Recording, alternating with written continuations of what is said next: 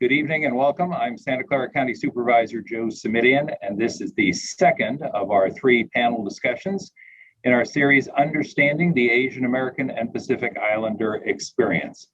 I am very pleased to be co-sponsoring the series with Asian Americans for Community Involvement, also known as AACI.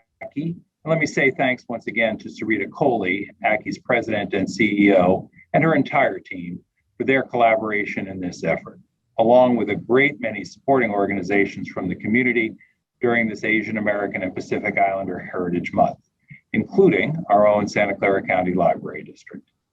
Before we get too far into the program this evening, I should mention that if you'd like to listen to this evening's panel in another language, please just click on the interpretation symbol at the bottom of your screen and choose from the available languages, which are based on registrations received as of noon today. And if you want to simply continue in English, you don't have to do a thing. You should be good to go. And let me just say right now that I very much hope you'll join us for our next Understanding the Asian American and Pacific Islander Experience program on Thursday, May 27th. That's next Thursday. The topic then will be notions of identity. The purpose of tonight's panel is to better understand the nature and history of prejudice and violence against the Asian American and Pacific Islander community here in the United States. We'll be asking questions like, what are the causes and what can we do about it? As I said last week, I think we're lucky to live in one of the most diverse places in the country, but without understanding the diverse communities and cultures amongst us, misconceptions will abound. So our goal is to foster a greater understanding of our friends, our neighbors, our colleagues, and our classmates. Tonight, we'll build on what we learned last week about the very diverse nature of the Asian American and Pacific Islander community. And we'll consider just how we arrived at this particular place in our national, state, and local history for this most recent and troubling surge in anti-Asian speech and behaviors. Based on the questions and comments received in advance, this has been and remains a topic of considerable concern in the community. To help us answer these questions and others, we have 3 wonderful panelists who will share their expertise, their experience, and their point of view. And as always, I should remind each and every one of us that their views, their values, and their comments are their own, of course, and do not necessarily reflect the views, the values, and opinions of the organizations where they work and serve, or of my office, or me. Like all of you, I may agree or disagree with some of what we hear tonight. And please, if I press a point or offer a thought-provoking question, including questions from our audience, remember, it's simply to ensure a candid and illuminating conversation. And now let me introduce our panelists. First, we have our 34th California State Attorney General, Rob Bonta. Prior to his confirmation as Attorney General just last month, Attorney General Bonta served as a member of the California State Assembly. And prior to that, he was a Deputy City Attorney for the City and County of San Francisco. He is the first person of Filipino descent and the second Asian American to occupy the position of Attorney General. Attorney General Bonta, it's the first time I've gotten to call you by that title, so let me say it again. Attorney General Bonta, welcome and thank you for joining us. Next, we have Dr. Helen Su, who's a lecturer and clinician at Stanford University and also serves there as a liaison to the Asian American Activities Center. Among her many positions is she's the past president and fellow of the Asian American Psychological Association. You'll see she brings a particular insight and perspective to these issues. Professor Su, welcome. It's a pleasure to have you with us. And our third panelist is Santa Clara County Superior Court Judge Johnny Gogo, who was appointed to the court by Governor Newsom in 2019. Prior to his appointment to the Superior Court, Judge Gogo served as a deputy district attorney here in Santa Clara County in our district attorney's office. He's also worked in private practice and had a stint as an assistant attorney general for Guam. He served as the president and treasurer for the Northern California chapter of the National Asian Pacific Islander Prosecutors Association. And that is a mouthful, Judge Gogo. We say welcome to you as well. And thank you to all 3 of our panelists. As you can see, we have a really exceptional group with us. Again, the panelists' views are their own. And as I mentioned, we're hoping to spark a really lively give and take, a real conversation. Key to that, of course, are your questions. And I want to thank those of you who took the time to submit questions and comments in advance to help prompt the conversation tonight.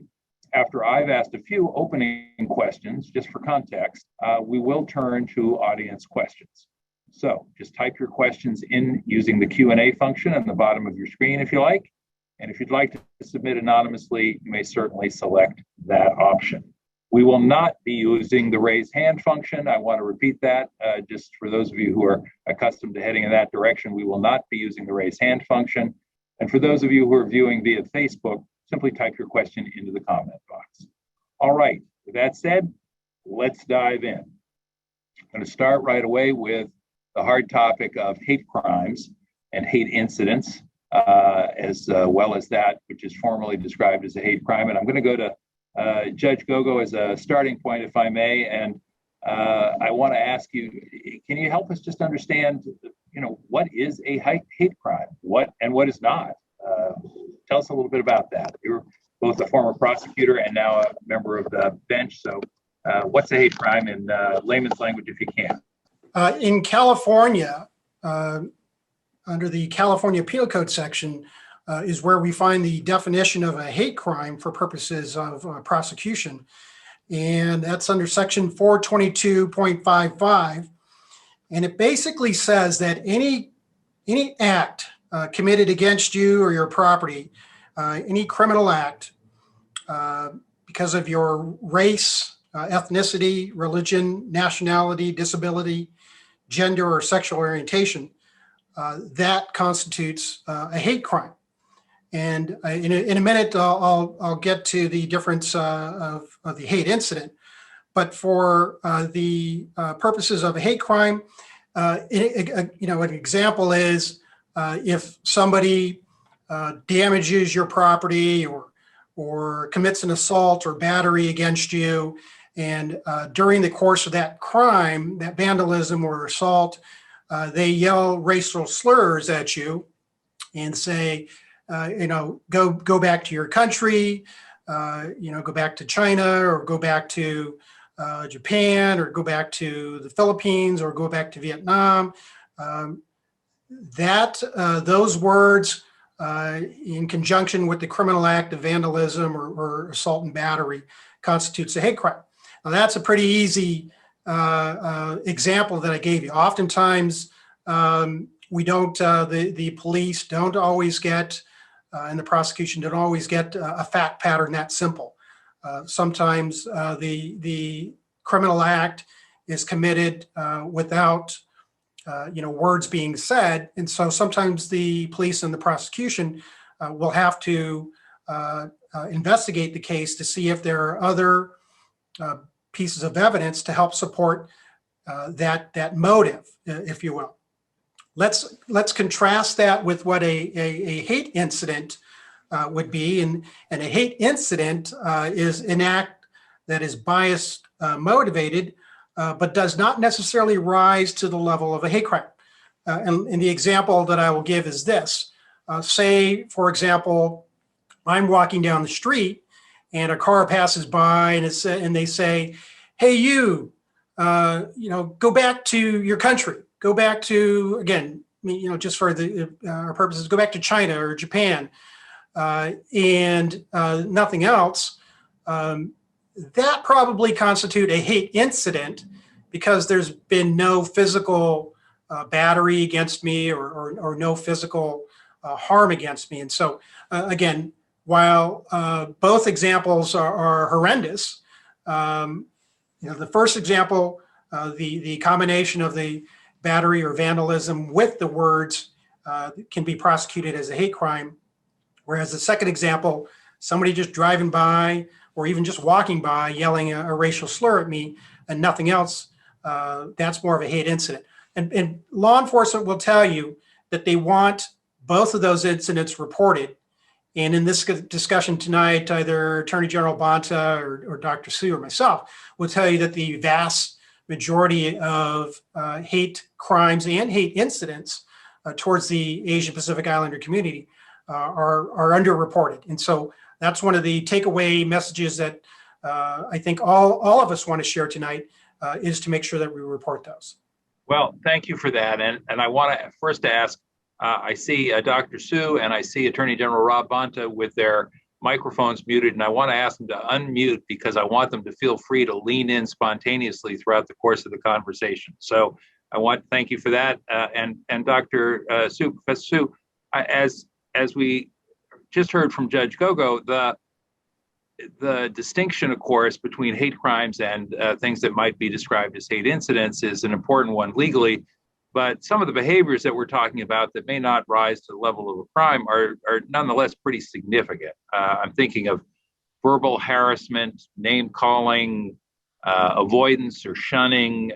We have reports of people being coughed or spit on, coughed at or spit on, hard to fathom. Workplace discrimination, being barred from an establishment by virtue of their race or ethnicity, which may raise other legal issues. But I'm from your work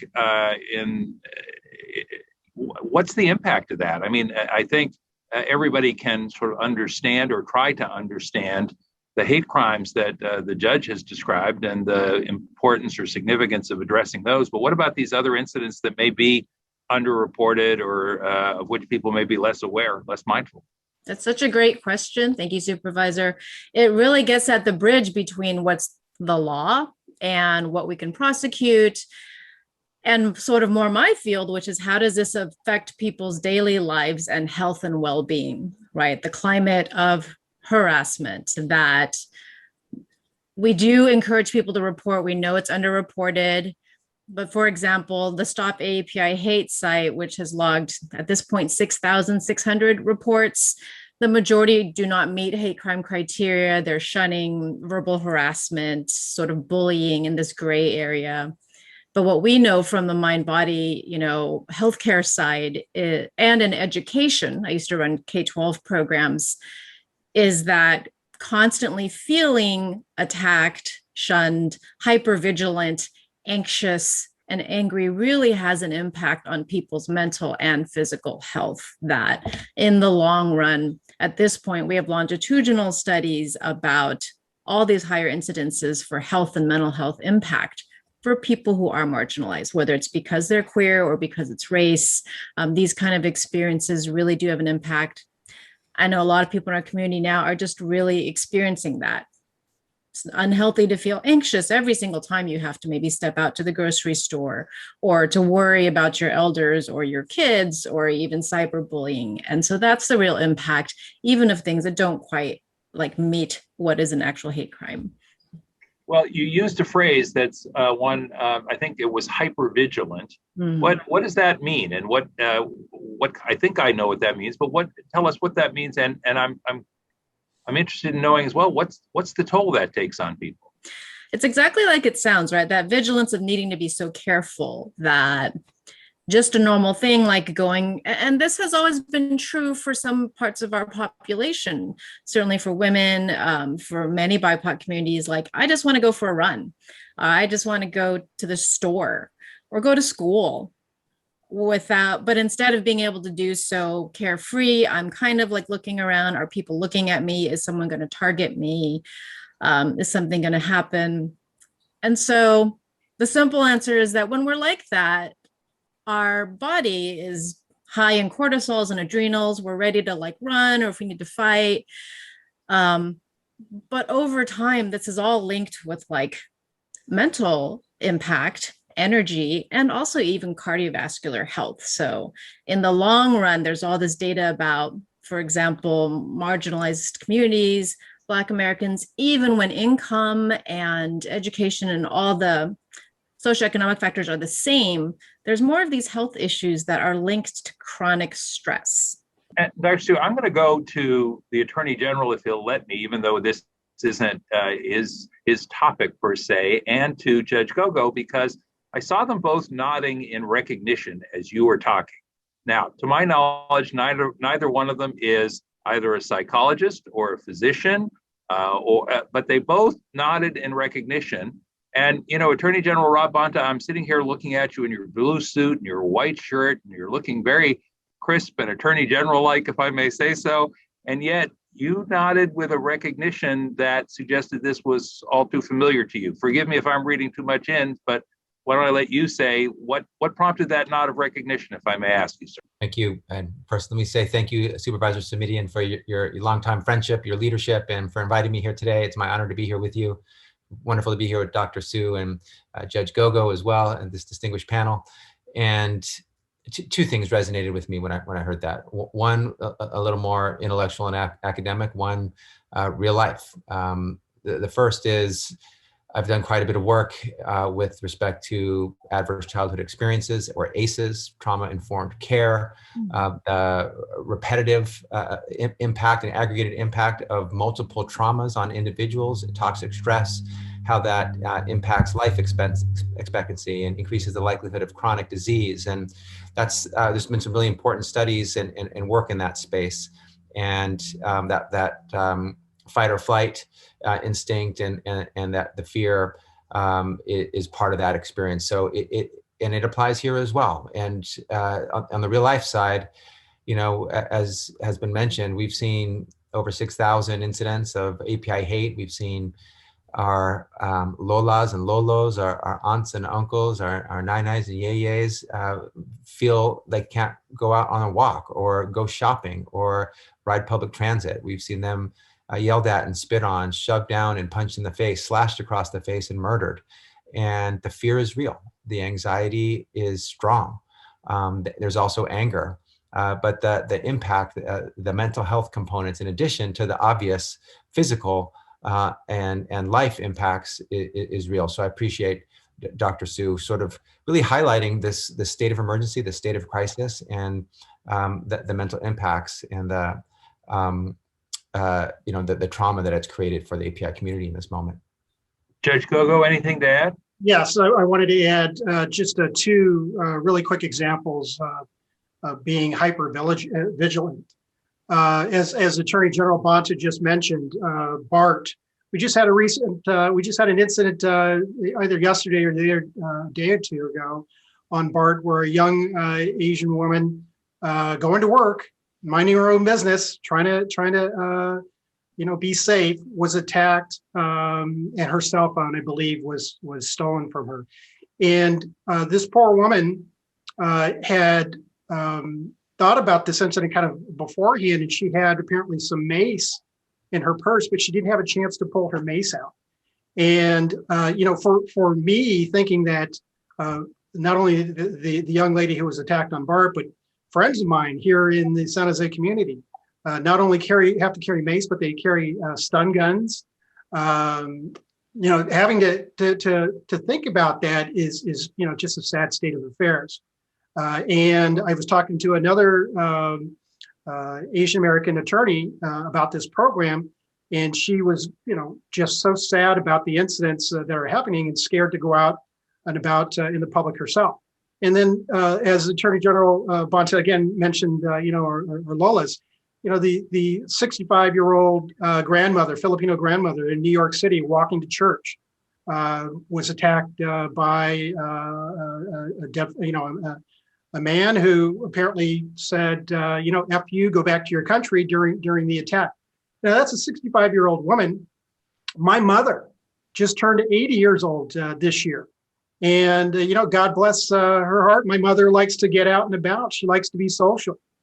She likes to do her shopping. She likes to get out in the public.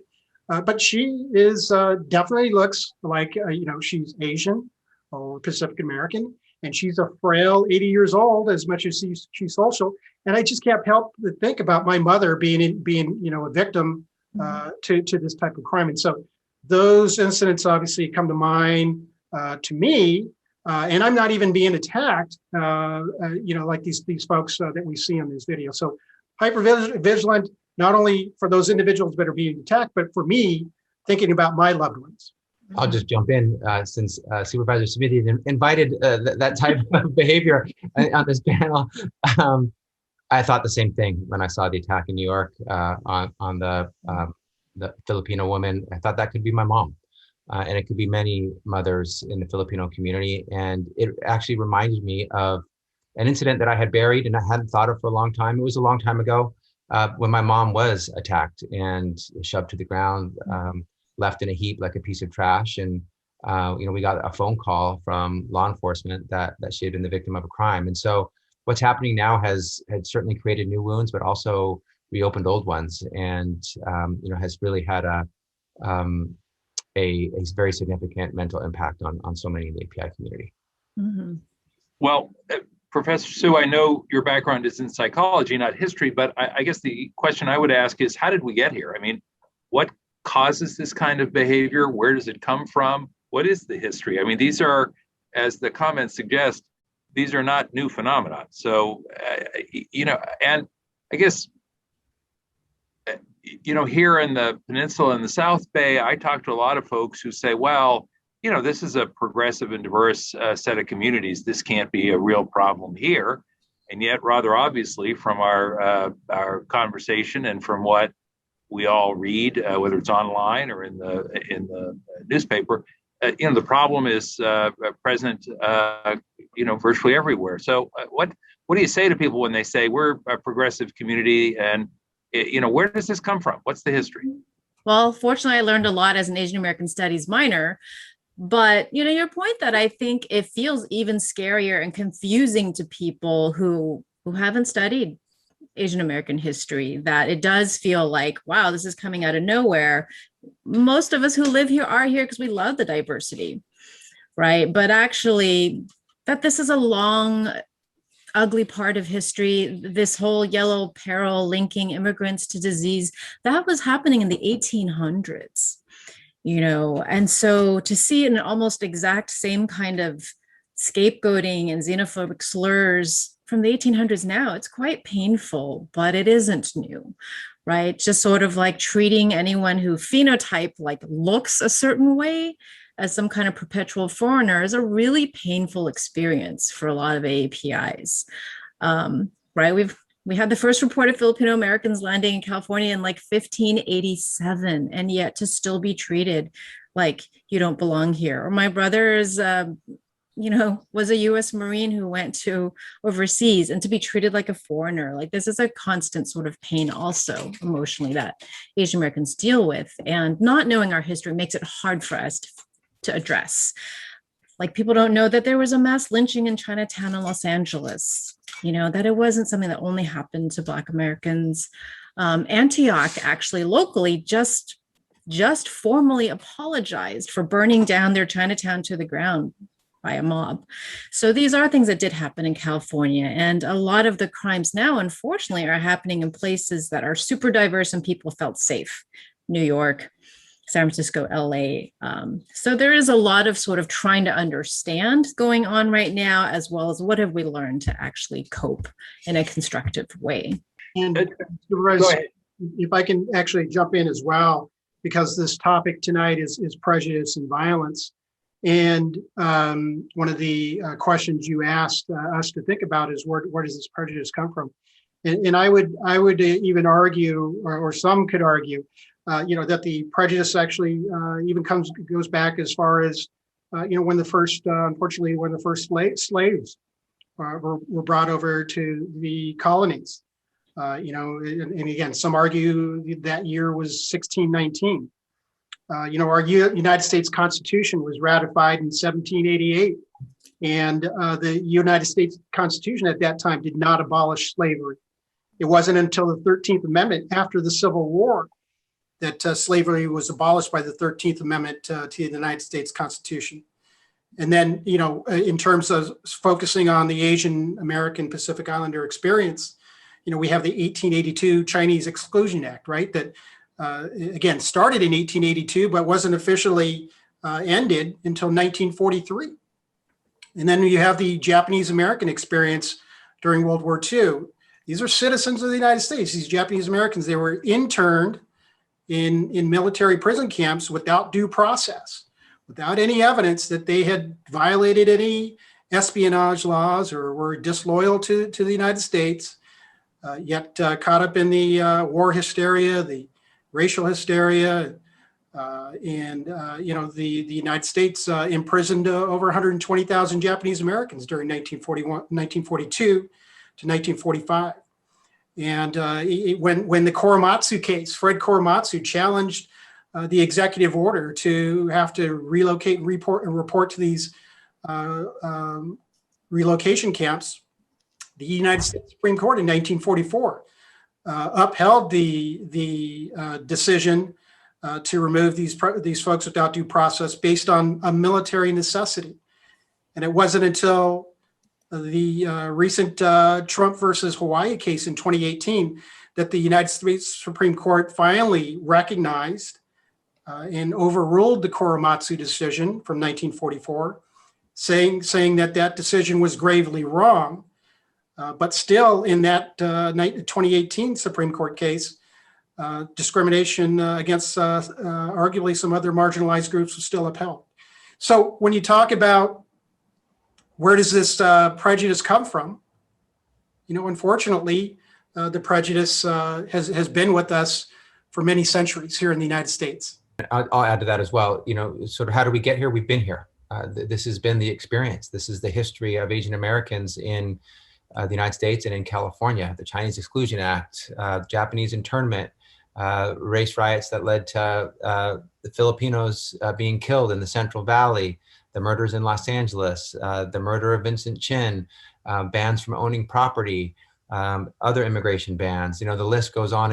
And so this isn't new. To some, they're focusing on it for the first time, and I'm thankful for that. Now is always a good time to focus on hate and doing the right thing to right historic wrongs. But it's not new from a historical sense. There is, but the question, Supervisor Simitian, about why this spike, why now, I think deserves consideration. And my own perspective is that it's the lingering effects from the former occupant of the White House who had the largest megaphone on the planet and used it to push out statements of hate and cruelty, of xenophobia and racism, and invited people and gave them license to act on hate. And when people are in tough situations, like we've all been for the last year, and many been for longer than that, in economically trying times, there's often this instinctive resort to a zero-sum view where you believe your success is dependent on someone else's failure, and there's finger pointing and blaming.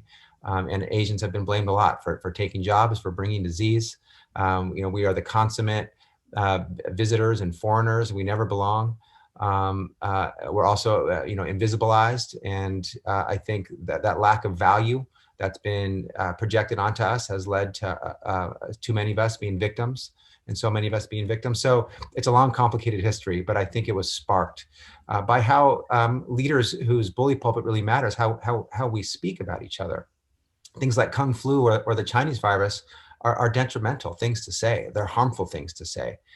They lead to fallacies that people act on and bases for acting on hate. If we talk about our beautiful diversity and the need for unity, and the fact that diversity is our strength and not just something that we tolerate, but something that we celebrate, that's the kind of leadership that we need more of.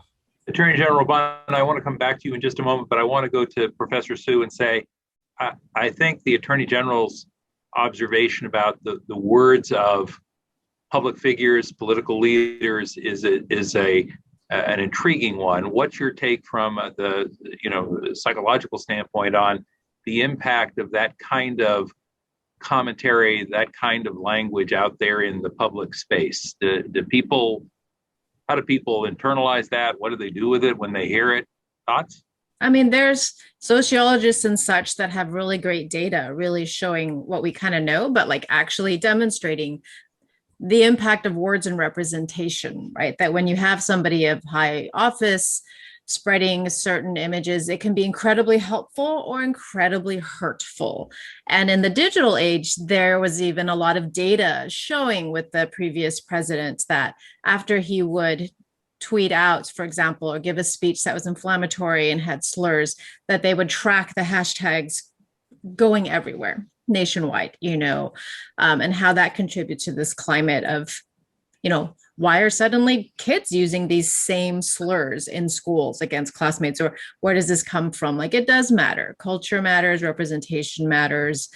And we actually can track the data now about how terms spread. And so there's fair amount of sociology and media info about that. So, and I see it more on the end of when it actually hits people, families and schools and people. But we do have a way now of actually tracking how much it matters when somebody prominent stands up for a group or speaks out, right? Like, why did so many companies and elected officials, for example, like, it seems like it doesn't matter, for example, if they just say something like, I do support, Black Lives Matter, or I stand with people who are experiencing this terrible tragedy in India now. It doesn't factually do something, but it does do something because it sets an example and a model of how we should be behaving and feeling and treating one another. And Supervisor Simitian, if I could add to the comments of both Dr. Su and Attorney General Bonta. Again, some would argue that the incidence of hate against APIs has always been there. What's changed now is the increased use of video cameras to record a lot of these incidents. Because previously, obviously, that technology wasn't always there. I remember being a young prosecutor back in the late 90s when we started to put video cameras in police patrol vehicles to capture somebody's poor driving on a DUI case. And I always thought to myself back then as a young prosecutor, why don't we have more of these cameras available? So that way we can, instead of, being the police officer's word versus somebody else's word in terms of what happened, we have this video camera that can tell us what happened. We can see it for ourselves and make our decisions. And it wasn't until I think, the proliferation of cell phone videos and social media, people's ability to post immediately on Twitter or the other social media sites that everybody now sees these incidents. But again, some would argue that those have been happening, for a very long time.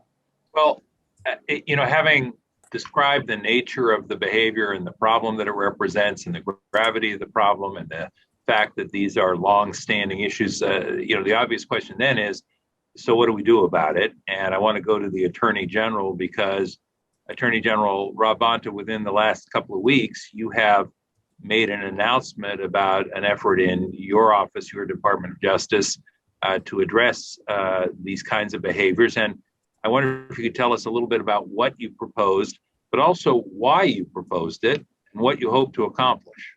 I see the role as the Attorney General, and first of all, I'm just so honored and privileged to be in this role. It's just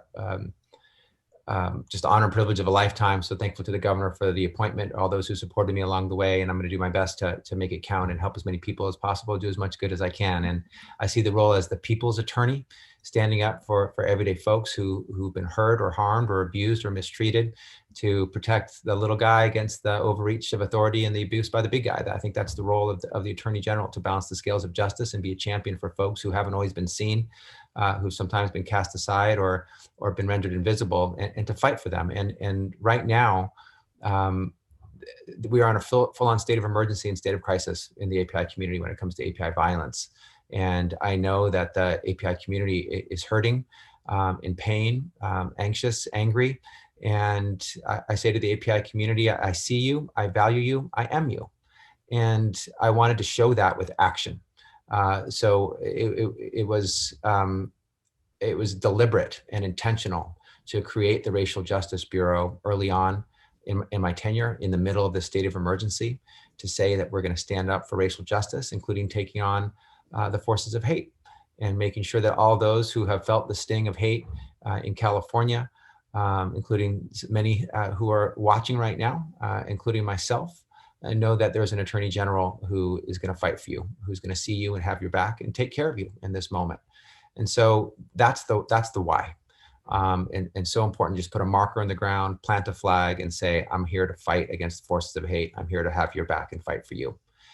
And as to what, it's a Racial Justice Bureau that we are putting real resources into, 6 attorneys and a supervising attorney, to address various issues of racial justice, certainly prioritizing right now what's front burner and what's immediate, what is the problem that we're all wrestling with and we're here to talk about tonight, of hate crimes and hate violence, including investigating organizations that organize around hate to hurt people, including white supremacist groups, making sure that we're working with law enforcement on best practices. One thing that we know about hate crimes is that about 50% of them that are actually hate crimes are not identified or investigated as such.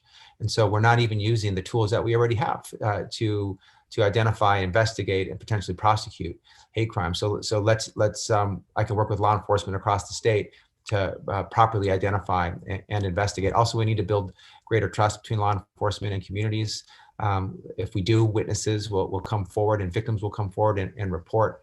We need to be victim-centered in our approaches, making sure that we help victims heal, that there is culturally competent services, that there is in-language services and language access, that we have mental health and trauma-informed care.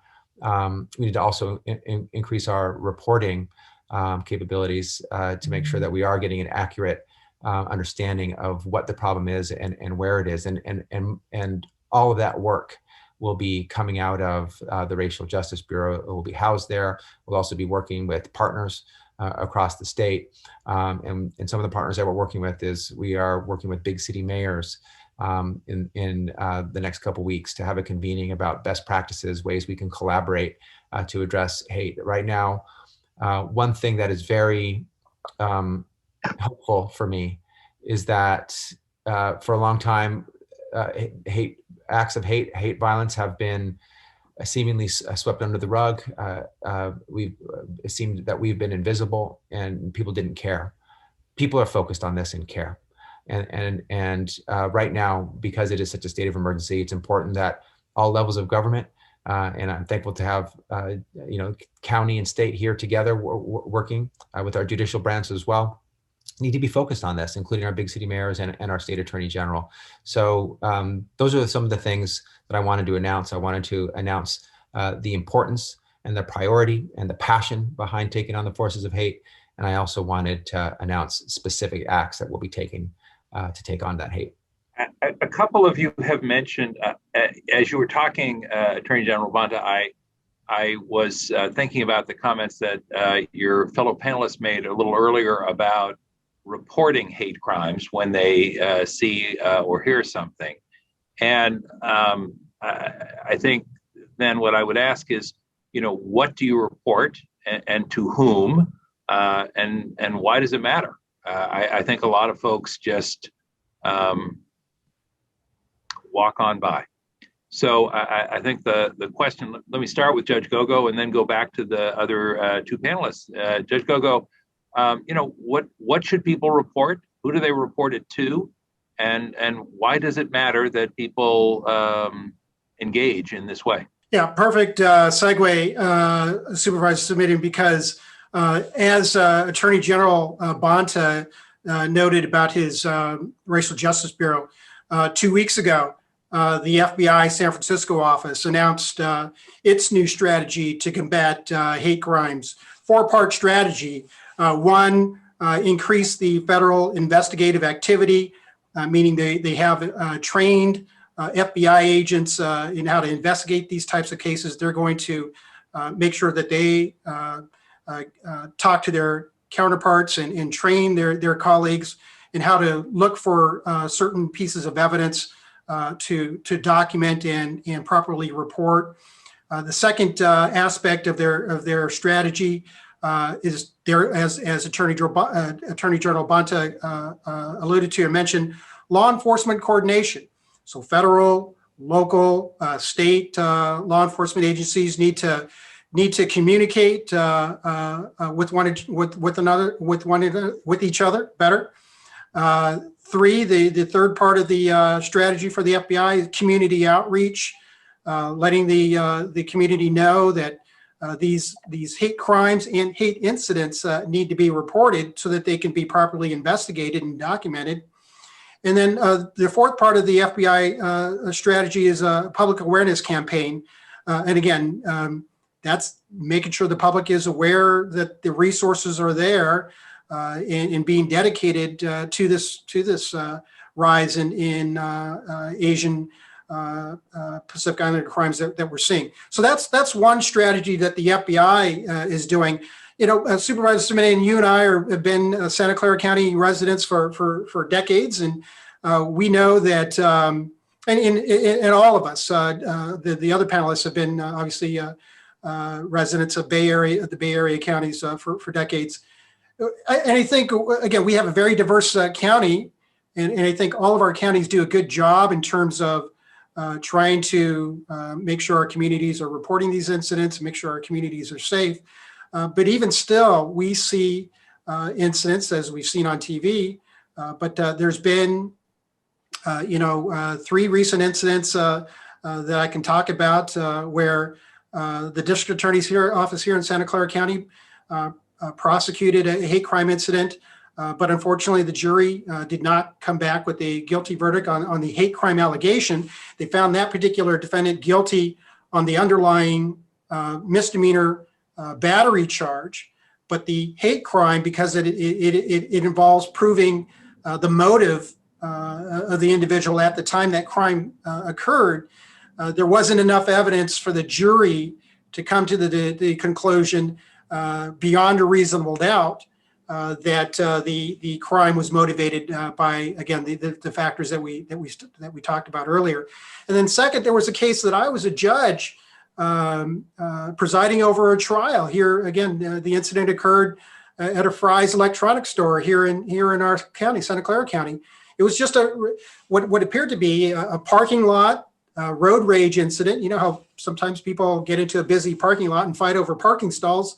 That's what happened in this case. And the defendant in this case thought that the driver pulling in the open stall thought, he could come too close to his open door and potentially, could have injured him, the defendant driver, or the defendant driver's grandchild.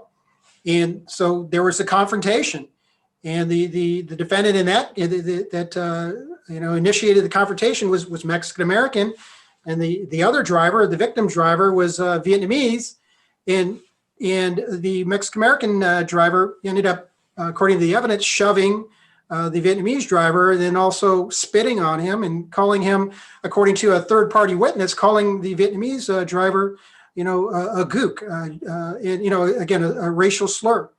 Now, the DA's office in that case charged the battery, and I don't know, because I haven't spoken with anybody in terms of the charging decision, why a hate crime allegation wasn't charged, but that was the evidence that came in to the jury. The jury found that defendant guilty of the battery incident, but again, never was the hate crime allegation charged. And then the third example is a incident in the city of Palo Alto earlier this year, where a female panhandler, apparently attacked a man of Middle Eastern descent.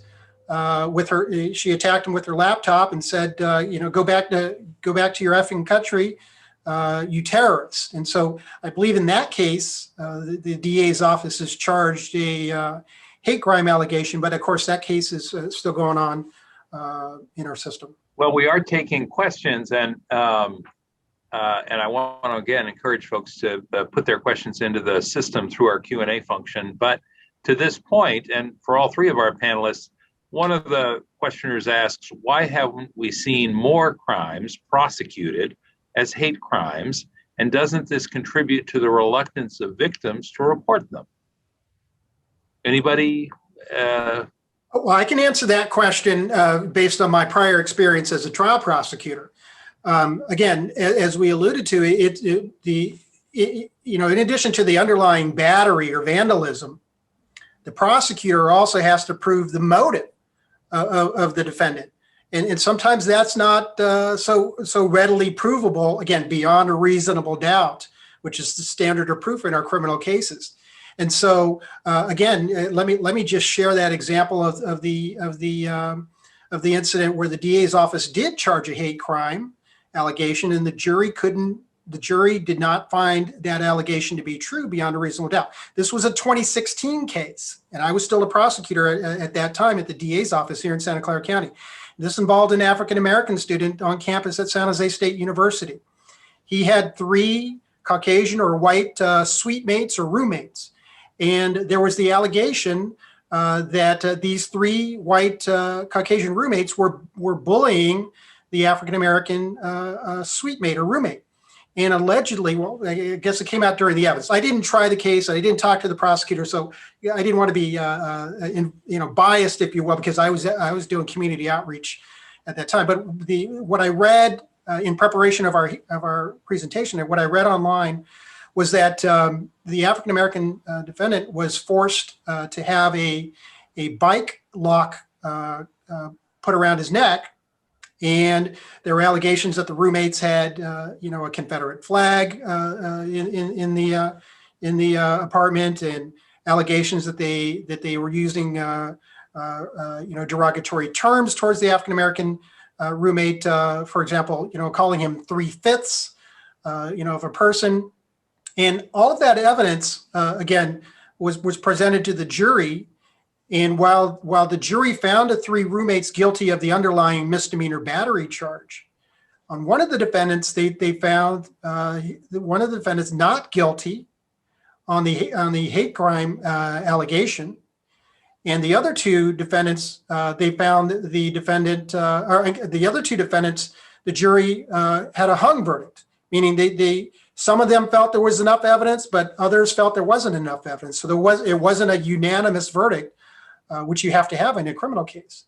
And so and so ultimately the DA's office dismissed the hate allegation because with the numbers that the jury was hung, they didn't believe that they'd be able to convince all 12 jurors in a retrial.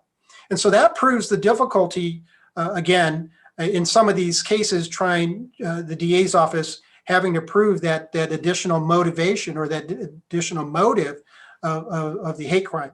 That's just one example. Attorney General Bonta and Professor Sue, the questioner, as I mentioned a moment ago, linked two questions. One was about why there weren't more hate crimes prosecuted as hate crimes by district attorneys' offices, but the other was, doesn't the fact that they aren't prosecuted contribute to the reluctance of victims to report them?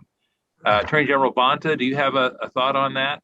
Yeah, I mean, first, I think we should make sure we have the accurate data on hate crimes that are prosecuted that qualify. I'm not sure that they're not, but the perception that they're not, it could be a problem in terms of people coming forward. To your original question, Supervisor Simitian,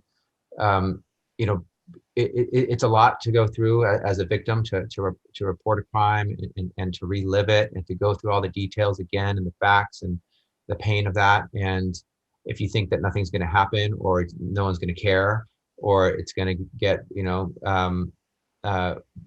put on the back burner and not prioritized, then you might not do it. But if there's a welcoming if there's welcoming outreach and an investigator who asks you the right questions about the hate component, who listens closely, if you need language access, provides it. If you need certain support, provides that as well, and gets all the facts out from you and says, look, we're going to look into this. Here's what a hate crime is. This sounds to me like a hate incident, at least. Being a hate crime is something that, as Judge Gogo has said, has a high threshold and can be difficult to prove in a court of law. But we're going to give it a full vetting, and we're going to investigate it as such and identify. And we're going to, you can look into other sources of motive. You can look at, for example, social media and say, if the person just posted before they went out and said, I feel like I'm going to hurt an Asian today, and then goes out and acts on that and hurts somebody, then that could be evidence of motive. The examples of saying something as you commit the criminal act is probably the easiest proof, but the proof is difficult, and that's not always there. So we need people who know how to identify and investigate, law enforcement, and that hasn't always happened. And I think it's a vicious circle. When you don't identify and investigate hate crimes, then people don't report them. So that's why one of the priorities of the Attorney General's office is going to be to work with local law enforcement to make sure we're using best practices for identification and investigation of potential hate crimes. Professor, I think in your work at the university, you deal with a lot of younger adults who have had firsthand experience with these kinds of incidents. Yes. Mm-hmm. How do they react? Do they feel, in terms of, do they feel that the larger community cares? Do they feel like it's just a burden to be borne? Do they feel like if they report it, someone will actually take action and it'll have a difference? Is there a broader view that you can share about what you see as you talk to people who've had to, make their way through these kinds of incidents and behaviors? Yeah, throughout the lifespan, everyone's having a reaction. I primarily work with young adults, but I also work with adults in my consulting job. I used to do K-12. I used to do geriatric and hospice. And like at all levels, there's this sense that I think in general, a struggle AAPIs have is our families, for various reasons and culturally, haven't necessarily talked much about experiences of racism and harassment. I think culturally, we've often tried to be like, just work hard, don't complain, why bother reporting, just keep working hard and it'll be fine. And we're really clearly being hit with like, it's not fine. And this is where, I get a little on my soapbox about, we do have to report because, well, the two things, we need data and we also have to show up in civic spaces. So having been involved with county politics for a long time because of behavioral health, and then been a human relations commissioner in my local city for 10 years, civic spaces, almost never would I see young people, and a lot of APIs never showed up. So when all these things started to happen and people started to get very concerned, and why aren't we represented? Why don't we have resources? Well, a community in civic life requires participation, and we haven't been good at that. And so if, that cycle, if you don't report things, if you don't complain, if you don't express your concerns, let your leaders know what you want, be a part of the solution, then we're going to keep getting left out. And that's real talk. So even in my little area, behavioral health, in our county, API's got such a tiny, disproportionate, less than 3% of what we were supposed to be getting in terms of health, but we never showed up at the county meetings. Whereas, for example, our Black constituency family members were there, they were talking in the media, they were showing up at the meetings. So if there's anything we can get out of this that's more constructive, that's kind of longer term coping, is that I hope APIs will really realize that, we have to take a more active role in creating the kind of community that we want and deserve. But that does require data, right? Funding and planning requires that there be things that we can show, like these are our needs, this is what's happening. One person's view, I thought that was a great soapbox. So thank you for using it in that way in this time. The last thing I wanted to ask all of the panelists, but it ties in nicely to a question that's just arrived from one of our viewers tonight. I think, at this point in the conversation, one would hope that a lot of people are saying, all right, well, what can we do to be helpful? And in fact, I've got a number of questions that suggest that is, and I think it's very gratifying that is the tenor of the involvement tonight. People are here not only to understand the nature and extent of the problem, but also because they'd like to be helpful. So I wanted to ask, what would you recommend or encourage folks to who want to play a role in addressing these issues? And Professor Sue, you've given us a good start in terms of participation in the public arena, and certainly the comments about the importance of reporting. But there's one question, and this harkens back to an earlier part of our conversation, from a participant who says, a few of my Caucasian friends said that anti-Asian crimes have been blown out of proportion by the media. How can we educate people that anti-Asian crimes are happening in the SF Bay Area? And I am guessing from the looks on all three of your faces, if I can be a bit of a mind reader, that you're all familiar with this phenomenon. So again, it's a few of my Caucasian friends said that anti-Asian crimes have been blown out of proportion by the media. How can we educate people that anti-Asian crimes are happening in the San Francisco Bay Area? Just a tip of the finger, and I'll call on Rob Bonta. That's the fallacy and the risk of anecdotal evidence there. Just because someone didn't experience doesn't mean it's not happening. And the proof that it's happening is on video time and time again in the Bay Area. We saw a Thai man murdered in San Francisco. We saw an older Chinese American man shoved down. We saw the president of the Oakland Chinatown Chamber of Commerce recently attacked. I mean, these things are reported in real time or on video for all to see. So let's not doubt what the truth and the facts are screaming at us. This is happening. Just because it hasn't happened to you or your Asian friends, you should be thankful. But that's the biggest fear that the API community has right now is that they will be next. And so, you know, I think it's always important to have discussions around our opinions. Everyone's entitled to their own, but we should, as much as possible, when they're findable and knowable, agree on the facts. And I think the facts are pretty clear here because we have, clear documentary evidence as to what's happening. That, the API Stop API Hate Hotline has also shown 6,000 incidents. So the videos and documentary evidence we're seeing agrees with the reports that we're hearing. There's a huge spike in anti-API violence. There's no doubt. Other things that people can do if they want to be helpful in this arena, Professor Sue? I believe another person had also put that people are doing bystander training. It's something that community members did, for example, even after 9/11, when people who were Muslim or appeared to be Muslim were being harassed and viciously attacked. Like, what can a bystander do? Part of what's so hurtful about this sort of feeling of hypervigilance and this community unsafe feeling is what it does to sort of your daily environment, right? And as bystanders or allies or accomplices, we can all play a role in trying to stand with somebody, get support for somebody, document, set standards among ourselves and our own families. Like, people are complicated, it's a whole other conversation, but like during Black Lives Matters, many Asian Americans had to have really serious conversations with our own family members about anti-Blackness, about stereotypes. Like, it's really about all the little things that we can do to also fight the sort of ways that forces are acting to split our communities, rather than actually like, what can we do to be a part of the solution and actually create the kind of climate, school community that we want to be living in.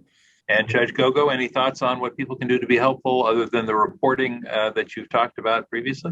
Having these exact types of conversations that you're leading right now, Supervisor Simitian, because myself and Attorney General Bonta, I know, and I'm sure with Dr. Sue, we've been on these types of panels before, and it's specifically, the API audiences. And so for myself, Attorney General Bonta, Dr. Sue, we're kind of preaching to the choir, right? We need folks and friends and allies like you, Supervisor Simitian, to help do what you're doing now, lead these conversations about understanding the Asian American and Pacific Islander experience, because it's through you helping lead these conversations that other people, other than the API community, gets to understand and hear these examples and hear some of the pain, that our communities are going through. And so please continue these conversations, Supervisor Simitian. Another thing that we need to let other people know about, others know about, is that there's a lot of different resources and websites that are out there to help educate the community about the API experience. And for me, because I've done our court has done a lot of outreach on Fred Korematsu Day. I'm going to share the Korematsu Institute website and resource, which I believe your staff is going to make available in the chat. But there's so many other resources that are available to the community. And I know Attorney General Bonta is going to have a lot of those resources available on his website. But getting to know your community, getting to know your neighbors, and I know it's a kind of cliche to say, but especially in these times of COVID when we've been locked down, but we need to get out and meet our neighbors and again see that they're human beings just like us, right? They breathe the same air, they drink the same water, we eat the same food. Really, when it comes down to it, we're all human beings, and we again, another cliche, we have much more in common than we don't. And so This is a fantastic conversation that we're having because for the first time in these types of panels, Supervisor Simitian, you're not of API descent, and that's what we need. That's what we need more of, and in particular for me, I need to involve my judicial colleagues, and for Attorney General Rob Bonta, I think he's going to need to involve more of the law enforcement and prosecutor colleagues that are not API, and for the Dr. Sue, that's her challenge as well. That's all of our challenge from the API community is to reach out to those that are not API to, again, share this message. Thank you, Judge Gogo. And I will share with all three of our panelists tonight.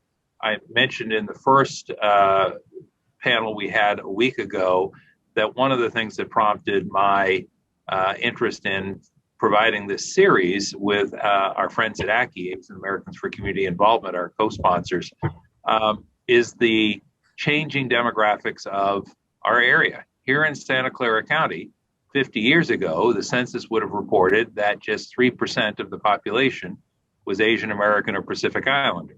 Today, that number is 39 or 40%. So clearly a change in the decades since that 1970 census. And I do sense, Judge Gogo, that that for folks who have been here a while, that the changing demography of the area is still perhaps a bit of a mystery to them, that they see the change, but there is a lot of opportunity that has not yet been taken to understand more fully, hence the name Understanding the Asian American and Pacific Islander Experience. And I think the other piece of data that I shared last week, which will not be a surprise to any of you, but we come to think of the place we live as the way things are. Well, close to 40% of our county may be Asian American and Pacific Islander, but in other parts of the country, that number is just 5, 6, 7%. So again, a very different set of experiences here, and I think a real need and opportunity to share. I want to go back to this reporting conversation that we had a little bit earlier, because we have a couple of questions. One of which is, can you address concerns that a victim would have about reporting in connection with possible retribution? So concerns that a victim would have about reporting, things that might keep somebody from speaking up. And in fact, somebody asks, what are the consequences for engaging in a report like this, meaning, what happens to you if you are the reporter? And then another question is, who specifically do you report to, meaning local law enforcement, and are they trained and receptive to taking these kinds of calls? So a lot to process there around the, or respond to around the question of reporting, but what are the things that keep people from reporting, and what, if anything, can we tell them that should encourage them that they can reach out to their local law enforcement? And is that the right place to go? Let me take a try at that one and first address the prior question around what can people do, because I love that question, and I love what it implies around the intentionality to do something. And so a little call to action here. I think everyone can do something, and no one should do nothing. This is a time when we all need to come together. Some people have different abilities and capacities and resources to do some things, but everyone can do something that's meaningful. I really am inspired by communities that have made themselves safer, and that have, through volunteerism and ingenuity, provided chaperoning services for seniors. That happened right here in my former assembly district. Compassion in Oakland, it's called, just literally a call out to say, I'm going to help escort and accompany a senior on their daily walk or daily errands, and who else wants to do it? And hundreds of people volunteered. There's also community patrols where they're just being eyes and ears on the street, making sure that seniors aren't alone and targeted as victims. Corporations can donate to community-based organizations that have been doing this work, earning the trust of API communities and uplifting and supporting API communities. Employers can support their API workers and employees celebrate API Heritage Month. And the whole idea of learning the experience, we can do that on our own too. Learn about Asian American history, learn about not just the hate that's occurred in the past, but the incredible contributions that API leaders have made to building this nation and this state. So there's a lot people can do. And I really just want to encourage everyone to identify something that works for them, to be part of this, because unity, allyship, solidarity, super important. This is an API problem and challenge, but it's not just for the API community to solve. We need all communities. And so again, a second to Judge Gogo's thanks to Supervisor Simitian for being a strong ally, and to all communities that have stepped up and stood in unity against this. So you can tell I'm a seasoned politician because of how long I've been speaking so far. So, and finally getting to the question about about victims. So in my view, we have to be victim-centered in how we address hate violence. Meaning, the question we need to ask is, what happened to the victim? What do they need to heal, and what resources and in what ways should that healing be provided? Those are the questions to ask. It needs to be supportive. Again, in language if necessary, culturally competent for sure, including consideration of mental health and trauma-informed care, answering questions for the victim as they come forward around, the natural worry about retribution and how they'll be protected, what their role will be. Will they have to testify in court? Can they provide written testimony? What is their commitment in the process? And they need someone who will liaise with them, who will talk to them throughout the process and explain what they're getting into, and allow them to make an informed choice for what's best for them. And so that victim-centeredness is very, very important. And those questions that are in the chat or in the Q&A are natural and appropriate concerns that law enforcement and the community has to be sensitive to. Well, that allows me to pivot to Professor Sue, because the Attorney General's remarks anticipate the question we got from one of our participants tonight, who wants to know what kind of mental health services are available to people who are experiencing anxiety or fear as a result of these incidents, particularly for people who are not perhaps fluent in English. That's a whole other thing, that we do utilize mental health services markedly less than other ethnic groups in this country. That's been pretty consistent for multiple reasons. But we are seeing more requests now than ever, as people have been living with what some have called feels like a double pandemic. Community organizations like AACI, like Asian Health Services in Oakland, RAMS in San Francisco.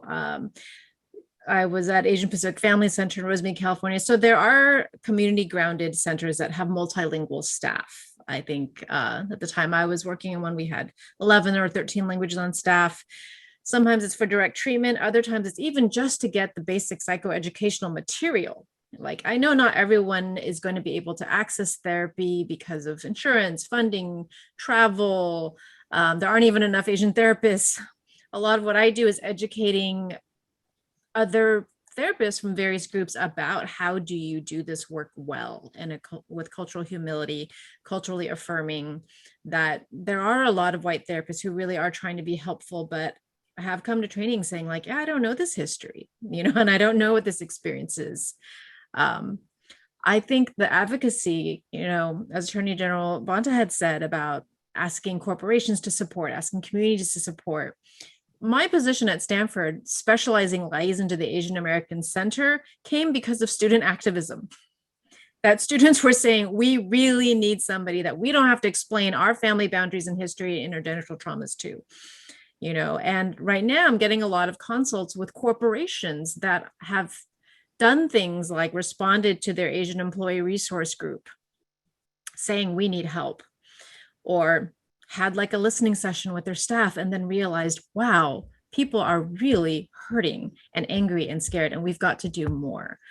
So there are all these avenues of seeking it out. And you don't have to have an Asian therapist, but you might want to ask a therapist, do you understand these issues? What do you know about it? Are you willing to learn? If they are, we've got a lot of stuff out there to help people be therapeutic allies. Well, I should mention for the questioner as well, Professor, that A few years ago, with one of my colleagues, the two of us put a proposal forward to conduct a health assessment for the Asian Pacific Islander community, specifically here in the county, and particularly to look at health disparities.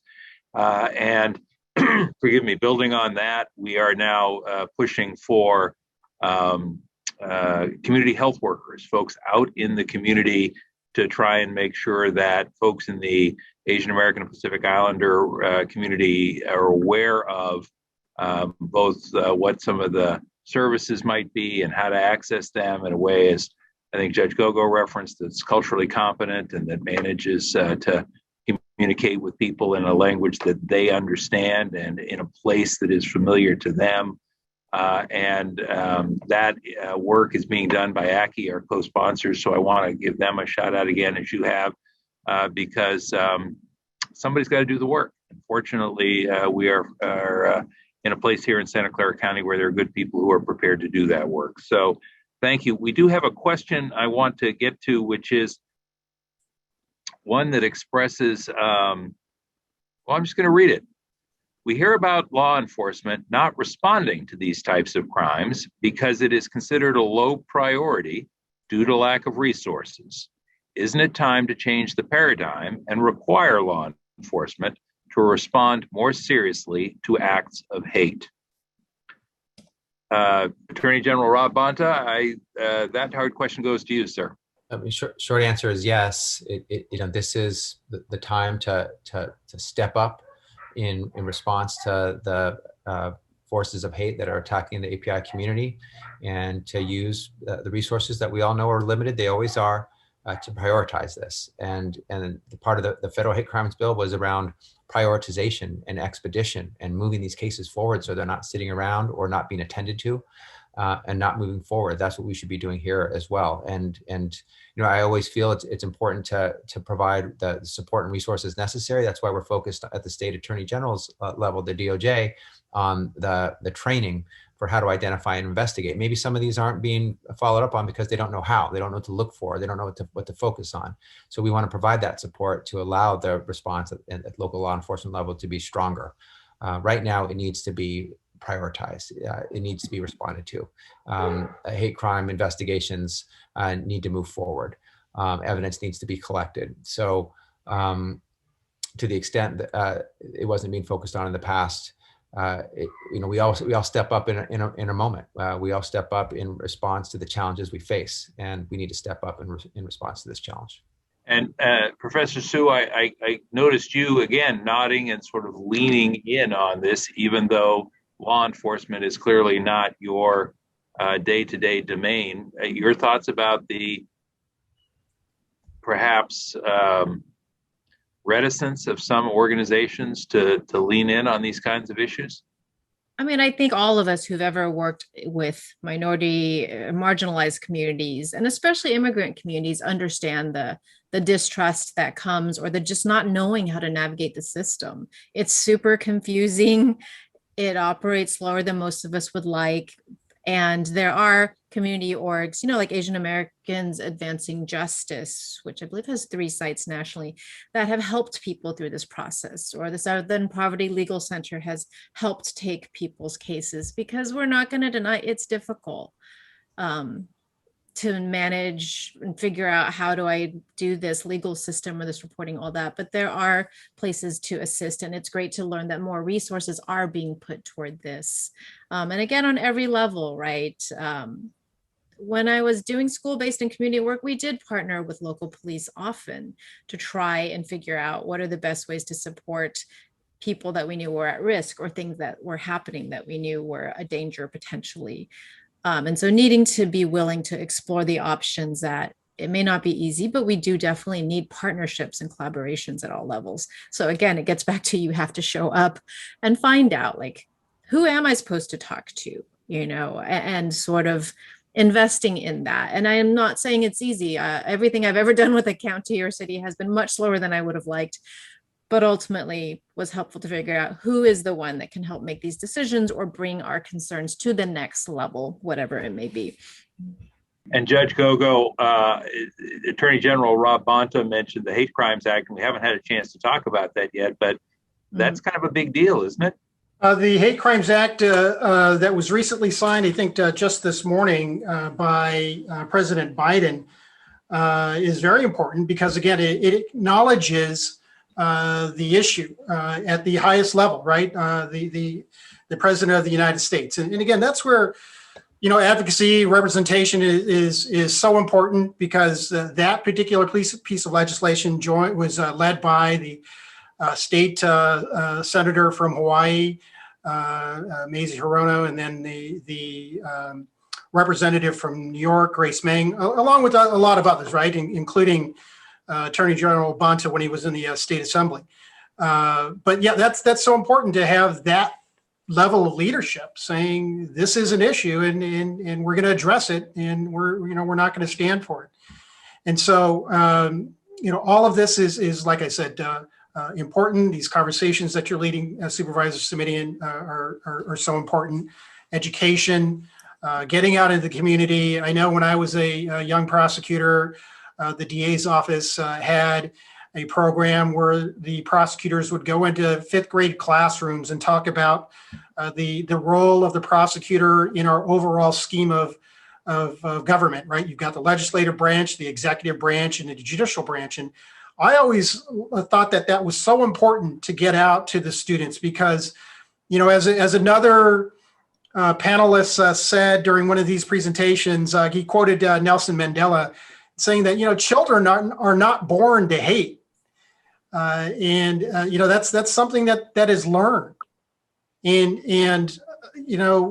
if we can get to education of our young children, to explain the diversity the great diversity that we have, not just in our county and our state, but throughout our nation, that's going to be important to exposing that generation so that they are more understanding, more tolerant, and hopefully won't engage in any of the criminal activity, the hate crimes, the hate incidents that we're seeing. It's going to take a lot of work.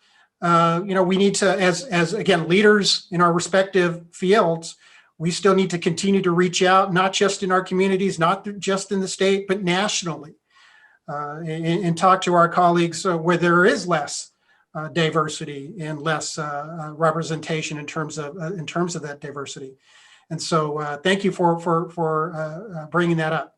Well, and I should say, as I keep my eye on the clock here, and I want to make sure we end promptly at 8, respect your schedules and the limitations of our participants' time, that I'm hoping we have some technical issues earlier, but I'm hoping we've resolved those and we'll be able to put some resources up at on the slides at the end of tonight's program at 8 o'clock.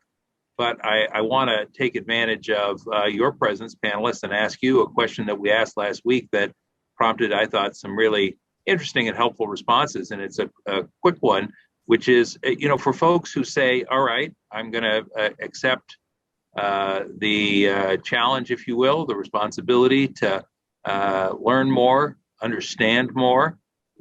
Is there a book or some other resource that each of you would recommend for folks who are interested in developing a better understanding of the Asian American and Pacific Islander experience? Attorney General Bonta, I see you smiling. Does that mean you have a ready reply, that you've got a favorite you want to share with us? I do. Carlos Bulasan's "America is in the Heart" is a good one around the Filipino American experience in California, and something I always try to uplift that experience, including the contributions, including things like the Filipino American role in helping lead and start the farm labor movement with the Delano Grape Strike of 1965, and Larry Itliong later with Philip Veracruz, and joined by Cesar Chavez a week later after the strike started. And so important to uplift that history, but also in the Valley in the early 1920s, there were riots where Filipinos were attacked and blamed and targeted and killed. And so, both stories of inspiration and uplifting, and stories of violence and hate. And I think it's important to know both sides of that history, specifically in the Filipino American community here in California. And Professor Sue? There are so many, but perhaps a non-academic, fairly easy but powerful read, and I see it going through a lot of book clubs right now, is Kathy Park Hong's Minor Feelings. It's a series of essays. It does detail some events, but I think it's sort of a very contemporary voice of just how the experiences of people have been like. Came out just a few years ago, but it's powerful, relatable. It's a great book club book.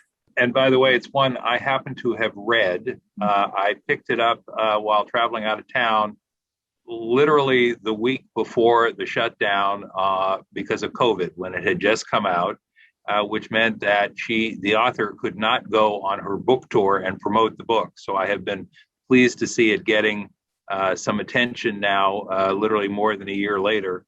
And I too would recommend it. She's a poet, as I suspect you know. And her writing is really compelling and illuminating. And so she gets a double plug tonight by virtue of our shared reading experience. And Judge Gogo, what would you recommend to folks who wanted to have this greater understanding? I just posted in the chat a couple of resources. One, the FBI strategy that I talked about earlier. Two, Attorney General Rob Bonta's Racial Justice Bureau. And number three, the book that I would recommend, because I love football. I was a high school football player. I realized I was too small to play college ball and pro ball, so I had to go to education. But I still love football. My father was in the military. He served 20 plus years in the Army. My brother served 20 plus years in the Air Force. So I'm a big supporter of our military. And then obviously I'm a judge and I was a prosecutor, so I'm obviously vested in justice. And so this book, The Eagles of Heart Mountain, is about football. It's about the incarceration of Japanese Americans during World War II. And it's about resilience and redemption. And a fantastic read by Bradford Pearson. I just posted it on the in the chat. Highly recommend that book to folks, and you'll learn a lot about what those families had to go through during that terrible period of incarceration. Again, without due process. Well, thank you for that, panelists. I'm going to ask one question of all three of you as a closing question, and it mirrors the question I asked a week ago. And it has to do with misperceptions. And I'm curious, each of you have very rich professional experience as well as your own personal experience. What's the biggest misconception about issues of violence and prejudice and anti-Asian hate that you've encountered? What's the biggest misperception, the thing that people sometimes don't get or just get wrong in your experience? And I'm going to go to Attorney General Bonta and then Judge Gogo, and then I'm going to ask Professor Sue to give us the last word on misperceptions. Maybe I'll sneak in two here just because I'm thinking about them. One is that one misperception is that Asians are often seen as looking alike and not distinguished for who we are and our individual selves. I've been mistaken for other API leaders many times, and it's a source of anger, frustration, and it's just very disturbing, including our own capital. In our names when we speak are the names of our other API colleagues, not ourselves, too often. But also that APIs are seen as worker bees, but not executive leaders. That we can do the grunt work, we can roll up our sleeves, we can put our head down, we can do the calculations, we can grind. But we're not the captains of industry and the leaders of businesses and those leaders of states and cities. That's wrong, and that's a misperception, and something that we need to push back against. All right, thank you for that. Judge Gogo, your thoughts? I think one of the misperceptions is one of the questions that you asked earlier, that the media is blowing these crimes against the Asian Pacific Islander community out of proportion. Far from it. Again, the fact is that they're vastly underreported because, as is the tradition of a lot of the Asian American Pacific Islander communities, they didn't want to get law enforcement involved for a lot of different reasons. Ranging from immigration, potential immigration consequences to, the tradition of keeping things in the family and resolving things within the family versus reporting it to the authorities. Because again, in some countries, some API areas, corruption is rampant. Not that corruption isn't rampant in the United States, but there was a distrust of the government, and so that all plays into part of again why these types of crimes, these hate crimes and hate incidences are vastly underreported, and so we need to again encourage folks to report these incidents. All right, and let me go to Professor Sue for the last word on misperceptions for our conversation tonight. Professor? It ties into the model minority myth that it hides the fact that we are the most bimodal community, highest incomes, but absolute lowest, highest educational attainment, but also the lowest. So we have needs and APIs. We're not a monolith. And also that model minority myth, you can look into it later, was started in the 50s by sociologists, really to pit us against Black and Brown communities, as if we're the good minority and they're somehow not, yet we have totally distinct histories why things are. And that so much of the media portrayal is all that you see repetitively is of Black individuals attacking Asians, but the data support that it's mostly white individuals. And so again, there's a divisiveness that I don't think necessarily represents the full picture that is really harmful, and needs to be placed to dialogue about that as well in our communities. Well, thank you all very much. I hope you found tonight's discussion worthwhile. And of course, it was brought to you in partnership with Asian Americans for Community Involvement, AACI. I know I learned a lot this evening, and I hope you have too. I want to thank all of our panelists and attendees for joining us for this very informative and engaging conversation tonight. And I do want to remind you all that we have one more panel in our series coming up. That, of course, will be next Thursday, March 27th, from 6:30 to 8 p.m. once again. And I hope you can join us to discuss notions of identity with Philip Yun, CEO of the World Affairs Council of Northern California, Foothill College President, Thuy Thi Nguyen, and our returning guest, Professor Pavan Dhingra of Amherst College. To register for our next panel, please visit www.supervisorsubmidian.org or www.AACI, that's AACI.org.